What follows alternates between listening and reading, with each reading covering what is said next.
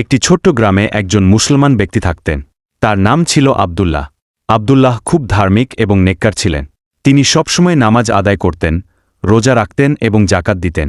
একদিন আব্দুল্লাহর পাশের গ্রামে একটি বড় বন্যা হয়েছিল। গ্রামের সবাই তাদের বাড়ি ছেড়ে পালিয়ে গিয়েছিল, কিন্তু আব্দুল্লাহ তার বাড়িতেই ছিলেন। তিনি নামাজ আদায় করছিলেন এবং আল্লাহর কাছে দোয়া করছিলেন।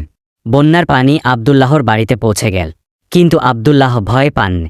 তিনি আল্লাহর উপর ভরসা করছিলেন। হঠাৎ করে একটি নৌকা আব্দুল্লাহর বাড়ির সামনে এসে থাম। মালিক আব্দুল্লাহকে বললেন, আপনি নৌকায় উঠে পড়ুন, আমি আপনাকে নিরাপদে নিয়ে যাব। কিন্তু আব্দুল্লাহ বললেন, আমি নৌকায় উঠতে পারি না।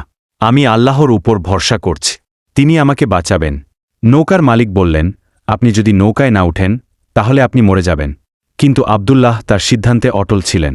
কয়েক ঘন্টা পর বন্যার পানি কমে